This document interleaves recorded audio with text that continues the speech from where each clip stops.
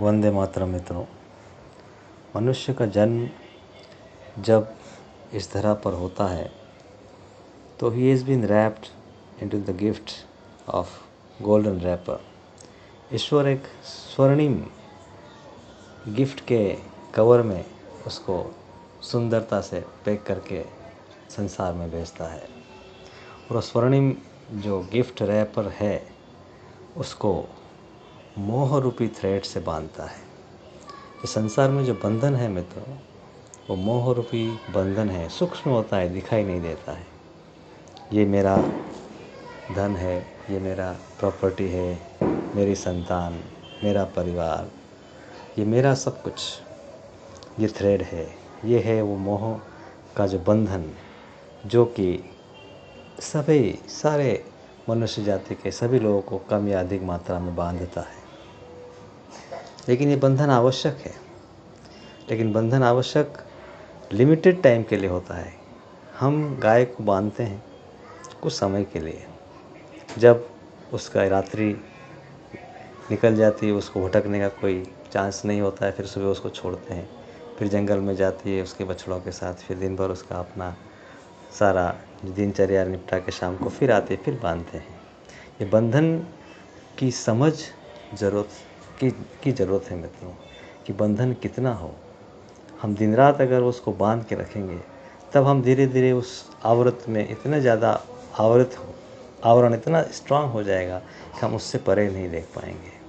और हर बार ये हम गलती करते हैं कि जितना ज़्यादा हमें दिया जाता है उतने ही ज़्यादा हम उस पास में बंधते जाते हैं। यही अवस्था अर्जुन की भी होती है, हर जीव की होती है। और उसको छटपटाहट तब होती है जब वो ईश्वर के मार्ग पर चलने लगता है। तब उसको लगता है कि आखिर ये क्या मैं कर रहा हूँ, कितने समय तक, कहाँ तक और कब तक। अर्जुन जब इस दिव्य यात्रा में चलने लगता है तब उसको महसूस होता है कि जो जो उसने श्री कृष्ण से प्रश्न किए, उन्होंने उसका आंसर किया, समझाया, हर बात का सॉल्यूशन दिया।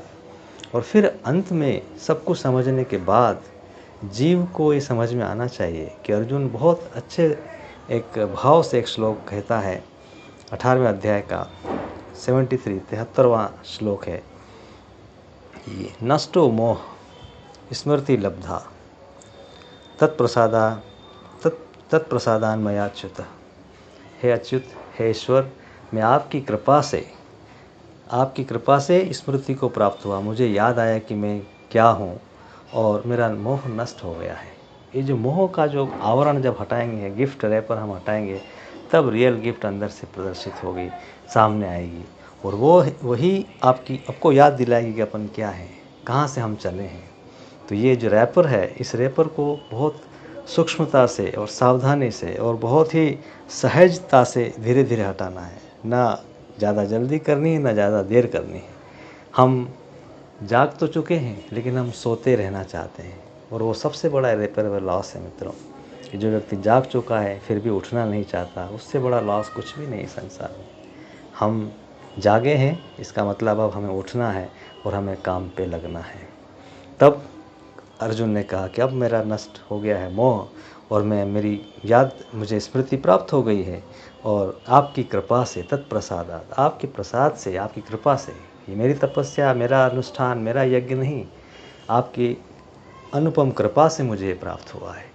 जीव कितना भी तपस्या करे, कितने भी प्रयास करे, कितना भी अभ्यास करे, उसकी एक सीमा है। लेकिन जब वो कृपा पात्र हो जाता है, ईश्वर की तरफ अपना पात्र बढ़ाता है और कहता है भिक्षाम देहि, में अपना पात्र अगर कमज़ोर है तो इसको मजबूत बनाइए और इस पात्र को इतना तैयार कर दीजिए कि आप इसमें समा जाएं, तब ईश्वर हमें प्राप्त होते हैं। इसीलिए कहते हैं कि ब्राह्मणों को भगवान जल्दी मिल जाते हैं, क्योंकि वो छीनते नहीं, वो भिक्षा मांगते हैं। वो हमेशा अपना हाथ फैलाते हैं भगवान के सामने। वो भगवान को समझ के, सामने वाले व्यक्ति के अंदर भगवान है वैसा मान के वो अपना हाथ फैलाता है और वो हमेशा रिसीव करता है। तो हम हमारी पात्रता को बढ़ाएं, हमारी रिसेप्टिविटी को बढ़ाएं और ईश्वर को प्राप्त करने का प्रयास करें। फिर आगे कहते हैं, स्थितोस्मि गत संदेह, अब मैं स्थित हो गया हूँ, अब मैं अविचल खड़ा हूँ और संदेह नष्ट हो गया है, संदेह भी चला गया है। करिष्ये वचनम तव, अब मैं आपका वचन करूँगा, अब मैं आपके वचनों का पालन करूँगा। जब श्री कृष्ण ने उस समय कहा कि युद्ध कर, तब हजारों प्रश्न, लाखों जिज्ञासाएं उसके सामने थी। सबको धीरे धीरे निवारण करने के बाद ये इसका निचोड़ है मित्रों गीता का, कि आपकी कृपा से मुझे ये प्राप्त हुआ है और अब मैं स्थिर हो गया हूँ और अब मैं आपके वचन का पालन करूँगा। यही जीव की अवस्था है मित्रों, कि हम अपने आप को तैयार करें, स्थिर करें और बार बार ईश्वर की ओर ले जाएं और अपनी पात्रता को, अपने पात्र को मजबूत करें, ताकि हम उनके आज्ञा के अनुसार अपने आप को तैयार कर सकें और चल सकें। यही आवश्यकता है मित्रों। वंदे मातरम।